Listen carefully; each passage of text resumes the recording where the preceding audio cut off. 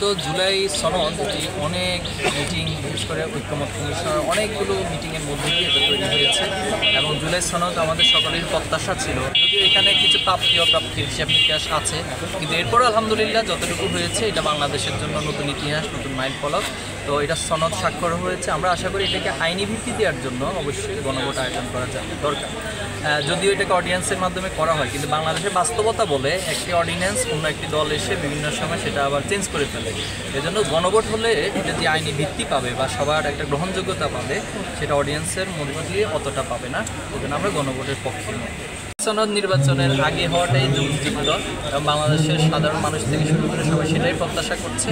আমরা মনে করি এটা নির্বাচন আগে হওয়া উচিত। ক্যাম্পাসগুলোতে